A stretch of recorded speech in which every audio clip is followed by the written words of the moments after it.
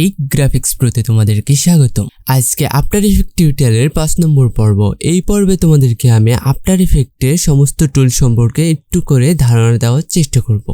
ভিডিওটি শুরু করার পূর্বে তোমাদের কাছে একটাই অনুরোধ, ভিডিওটি যদি তোমার এতটুকু উপকারে আসতে পারে তবে একটা লাইক এবং কমেন্ট করে দিও।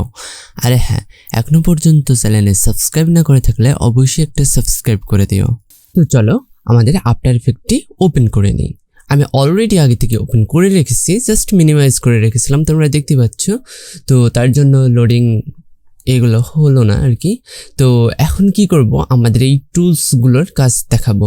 তার আগে আমরা কি করব, এইখানে একটা কম্পোজিশন ক্রিয়েট করে নেব, অথবা ডিরেক্টলি আমরা কি করতে পারি, আমাদের মানে এই প্রজেক্ট প্যানেলে আমরা ফাইল ইম্পোর্ট করে নিতে পারি। তো আগের মতনই এই ফাইলটি আমরা কি করব, ফুটেজ আকারে ইম্পোর্ট করব। যারা আমার আগের পর্বটি দেখোনি তারা দেখে আসতে পারো, তাহলে ইম্পোর্টের বিষয়টা হালকা পাতলা একটু টাচ যাবে তোমার ওপর, ঠিক আছে। তারপরে এইটা দেখলে আর একটু বেশি ভালো হবে। হ্যাঁ, তো আজকে আমরা কি করব, এই যে ইম্পোর্ট অপশনালস, এইটা আমরা কি করব, টিক মার্ক দিয়ে নেব। তাহলে আমাদের কি হবে আমরা সেইটা দেখব, ঠিক আছে।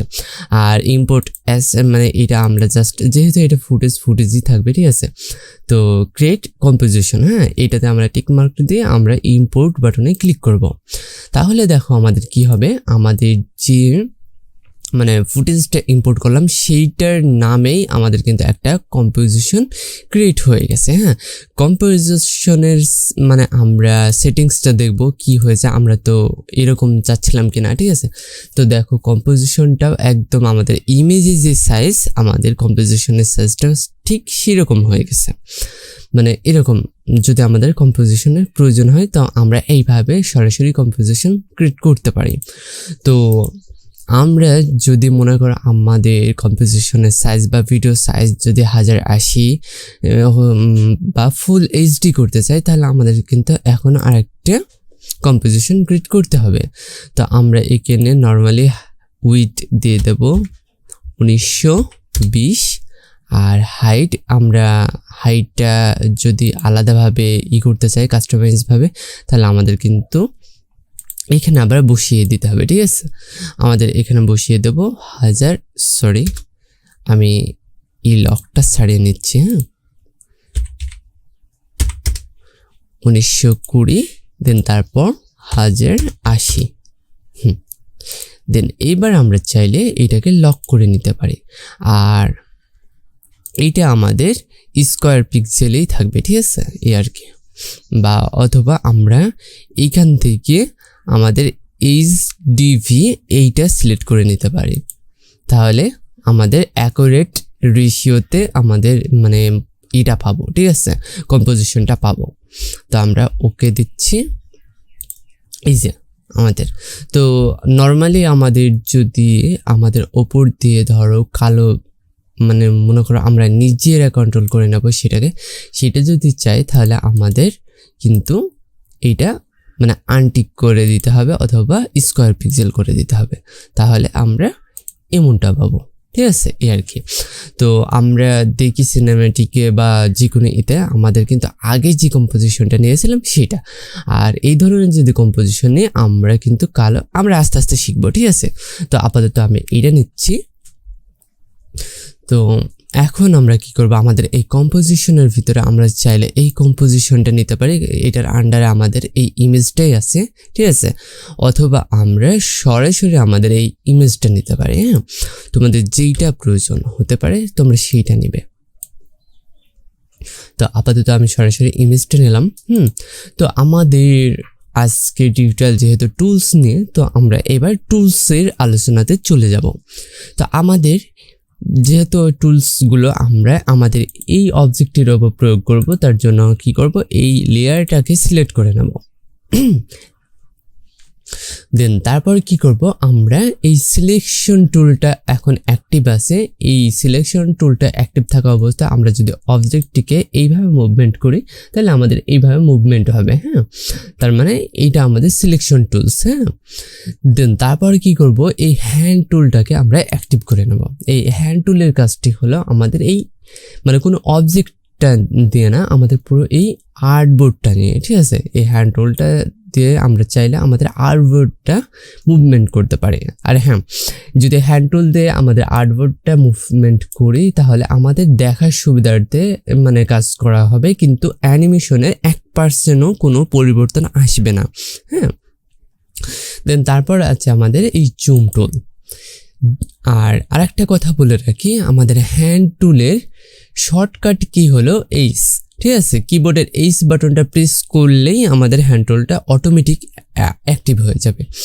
আর আমাদের সিলেকশনের শর্টকাট টুলস মানে শর্টকাট কি হলো ভি, ঠিক আছে, আমরা যদি কিবোর্ডের ভি বাটন প্রেস করি তাহলে আমাদের অটোমেটিকই দেখো সিলেকশন টুলটা অ্যাক্টিভ হয়ে গেছে।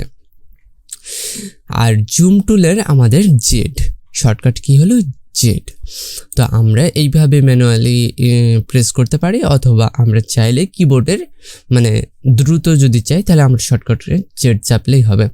তো আমাদের জুম টুলটা কাজ করে কিভাবে দেখো, আমাদের জুম টুল তো অ্যাক্টিভ করা হয়েছে। এখন আমরা মাউসের লেফট বাটনটা একবার করে ক্লিক করব, তাহলে আমাদের এইভাবে জুম হবে। আমরা যেখানে ক্লিক করব মানে যেখানে জুম টুলটা রেখে ক্লিক করব সেখানেই মানে কেন্দ্র করে আমাদের জুম হবে। আমি যদি এইখানে কেন্দ্র করে জুম করি তাহলে দেখো এইটা সেন্টারে রেখেই জুম হচ্ছে, ঠিক আছে, এইভাবে।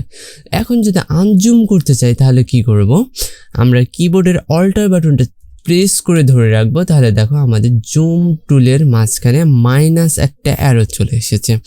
এইটা হলে আমরা বুঝে নেব যে আমাদের জুম টুলটা এখন আনজুম হওয়ার জন্য রেডি। তো আমরা আবারও আগের মতো মাউসের লেফট বাটনটা ক্লিক করব, তাহলে আনজুম হবে, এই আর কি। তো তোমরা বিস্তারিত দেখার জন্য আর একটু নিজে নিজে ট্রাই করতে পারো। তো এবার কি করব আমরা, এটা আমাদের রোটেশন টুলস। রোটেশনের টুলসের শর্টকাট কি হলো ডাব্লিউ, ঠিক আছে, কিবোর্ডের ডাব্লিউ চেপে বা প্রেস করে ধরলেই আমাদের এইটা অ্যাক্টিভ হয়ে যাবে, একবার প্রেস করলেই হবে আর কি। তো এইটা আমাদের কাজ করে কিভাবে দেখো, এইটা আমরা আমাদের অবজেক্টটিকে এইভাবে মুভমেন্ট করতে গেলেই আমাদের অটোমেটিক অ্যাঙ্কর পয়েন্টকে কেন্দ্র করে আমাদের এটা রোটেশন হবে, ঠিক আছে। তো তারপর আমাদের এই হলো প্যান ভিএম টুলস বা অ্যাঙ্কর পয়েন্ট টুলস। এইটা আমরা অ্যাঙ্কর পয়েন্টকে মুভমেন্ট করতে পারি এইভাবে। তো আমাদের অ্যাঙ্কর পয়েন্ট নিয়েও অনেক কাজ করতে হয়, ঠিক আছে। তো অ্যাঙ্কর পয়েন্ট আমাদের সেন্টারে ছিল বলে আমাদের কিন্তু রোটেশনটা মানে সেন্টার কেন্দ্রিকই হয়েছে, ঠিক আছে। তো আমাদের অ্যাঙ্কর পয়েন্টটা যদি আমরা এইভাবে মুভমেন্ট করে এইখানে দিয়ে দিই তাহলে কি হবে দেখো, রোটেশন করার সময় আমাদের এইখানে কেন্দ্র করে রোটেশন হবে। বিষয়টি বুঝতে পেরেছো আশা করি। তো এবার আমাদের চলে আসবে মানে শেপ টুলস, ঠিক আছে, বা এই শেপ টুলসের ভিতরে কিন্তু আমাদের বেশ কয়েকটা টুলস আছে। তো আমরা এই টুলসগুলো বের করতে হলে আমাদের লিফট বাটনটা প্রেস করে ধরে রাখতে হবে মাউসের। তাহলে দেখো rectangles tools, rounded rectangle tools, ellipse tools, polygon tools, star tools, ঠিক আছে, এই আর কি আমরা এই কয়টা টুলস পেয়ে যাব।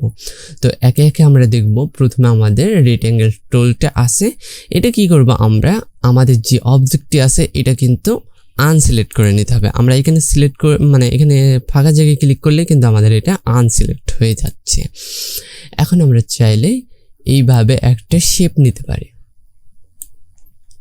ঠিক আছে। আমরা এখানে শেপ নিলে আমরা দেখো এটাকে আপাতত মিনিমাইজ করে নিচ্ছি। এটা আমাদের একটা শেপ লেয়ারের ভিতরে আমাদের এই লেয়ার মানে এইটা চলে আসলো, ঠিক আছে। তো আমরা কিন্তু ভবিষ্যতে শেপ লেয়ার নিয়েও বিস্তারিত টিউটোরিয়াল আনবো, যেহেতু আজকে টিউটোরিয়ালটা জাস্ট টুলস নিয়ে, তার জন্য খালি টুলসের পরিচিতিগুলোই করে দিচ্ছি। হ্যাঁ, দেন তারপর আমরা একাধিক শেপ লেয়ারের ভিতরে একাধিক মানে রেক্ট্যাঙ্গেল বা যে কোনো সার্কেল, ঠিক আছে, আর কি এগুলো নিতে পারি। তো সেগুলো আমরা পরবর্তী টিউটোরিয়ালে দেখে নেব।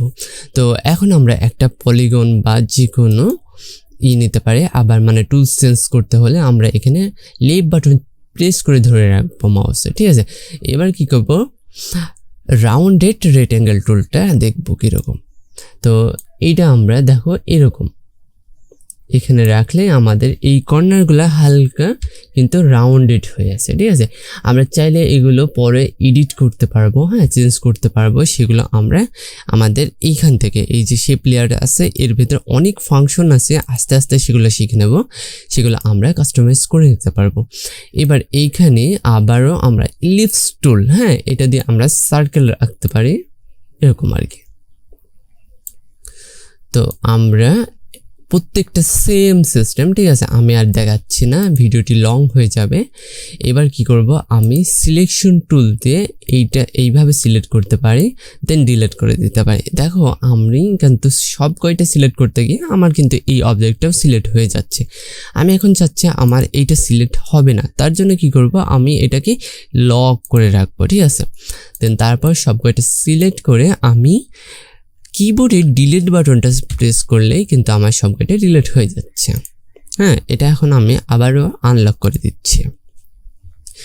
এরপর আমাদের কি হবে, এখন কিন্তু এখানে পেন টুল পেয়ে যাচ্ছে। পেন টুলের ভিতরে কিছু আছে কিনা আমরা দেখার জন্য মাউসের লেফট বাটনটা প্রেস করে ধরে রাখবো। এখানে বেশ কয়েকটা আমাদের টুলস আছে, হ্যাঁ, কিন্তু আমাদের পেন টুলের ভিতরেই কিন্তু এই ফিচারগুলো আছে, অথবা আমরা একে একেও এই ফিচারগুলো নিতে পারি, ঠিক আছে।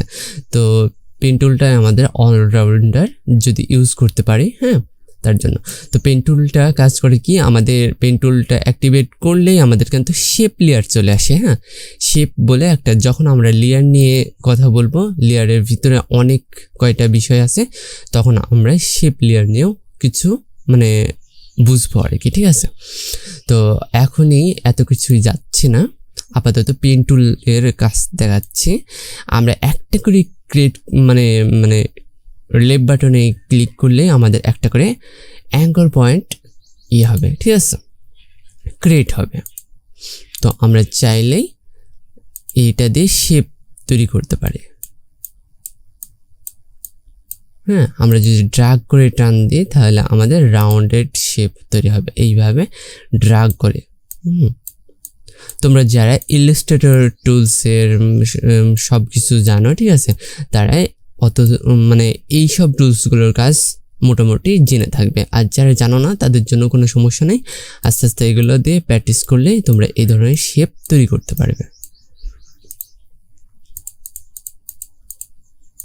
তো আমি আর দেখাচ্ছি না, এগুলো কি করব, আমি যদি চাই এই শেপ লেয়ারটা ডিলিট করে দেব, তাহলেও আমি পারবো। এই শেপ লেয়ারটা সিলেক্ট অবস্থায় আমরা কিবোর্ডের ডিলিট বাটনটা প্রেস করব, তাহলে আমাদের কিন্তু ডিলিট হয়ে গেল। এখন আমাদের টেক্সট টুল, হ্যাঁ, টেক্সট টুলটা যদি অ্যাক্টিভ করে আমরা বুঝতে পারছি যে আমাদের যত রকমের লেখালেখির কাজ আছে সেগুলো কিন্তু আমাদের এই টেক্সট টুল দিয়েই হয়। তা আমরা যদি আমাদের এইখানে যদি একটা ক্লিক করি, দেখো আমাদের এখানে একটা মানে টেক্সট লেয়ার চলে আসলো। আর এইখানে আমরা চাইলে লিখতে পারি, হ্যাঁ, আমরা একটু জুম করে নিচ্ছি, কন্ট্রোল বাটনটা আমরা প্রেস করে ধরে আমরা কি করছি, মাউসের হুইলটা মানে একটু উপর দিকে ঘোরাচ্ছি, তাহলে আমাদের এটা জুম হয়ে গেল, ঠিক আছে। তো আমরা এখানে যদি কিছু লিখতে চাই তবে লিখতে পারি। হিজিবিজি কিছু লিখলাম, দেখো আমাদের কিন্তু এই লেখাগুলো দেখা যাচ্ছে না, তো আমি সিলেক্ট করে নিচ্ছি। এটা দেখা যাবে আমরা যদি এই পাশে দেখি, আমাদের ক্যারেক্টার প্যালেট ওপেন হয়েছে, এখানে দেখো কালারটা হোয়াইট আছে। তো আমাদের কম্পোজিশনের ব্যাকগ্রাউন্ড কালার হোয়াইট এবং টেক্সটের কালার হোয়াইট, এর জন্য দেখা যাচ্ছে না। তো আমাদের এই টেক্সটের কালারটা পরিবর্তন করে নেব, তাহলেই দেখো আমাদের এইটা দেখা যাচ্ছে। তো আমি এখন সিলেকশন টুলটা অ্যাক্টিভেট করে নিচ্ছি, দেন এইটা চাইলে আমরা মুভমেন্ট করে নিতে পারি। দেখো এইটা আমরা জুম করতে পারছি এইভাবে। তো এই আমাদের টেক্সট টুলের কাজ। তো টেক্সট টুলের ভিতরে বিস্তারিত ওর জন্য আলাদা কোনো একটা টিউটোরিয়াল করব, না হলে টুলসের বিস্তারিত মানে এইটা অনেক লেন্থ হয়ে যাবে, ঠিক আছে। তো এই লেখাটি আমি আপাতত ডিলিট করে দিচ্ছি। দেন তারপর আমাদের কিন্তু ব্রাশ টুলের কাজ হলো আমরা ব্রাশ দিয়ে অনেক কিছু আঁকতে পারে, ঠিক আছে। তো এইটার জন্য আমরা ভবিষ্যতে একটা মানে টিউটোরিয়াল আনবো, ঠিক আছে। এগুলোর বিস্তারিত টিউটোরিয়াল আমি পরে আনবো, কারণ এগুলো একটু অ্যাডভান্স দিকের টুলস, ঠিক আছে। কারণ একটা টুলসের দেখো আমরা কিন্তু ব্রাশ টুল দিয়ে এখন কোনো কাজ করতে পারবো না, এইটার জন্য আমাদের আরও বেশ কয়েকটা লেয়ার নিতে হবে, সেই লেয়ারের উপর কাজ করবে আর কি, ঠিক আছে।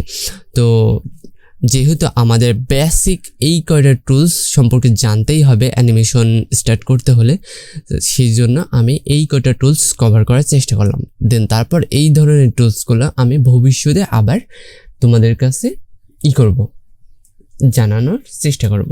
তো আজকে টিউটোরিয়ালটি এই পর্যন্ত।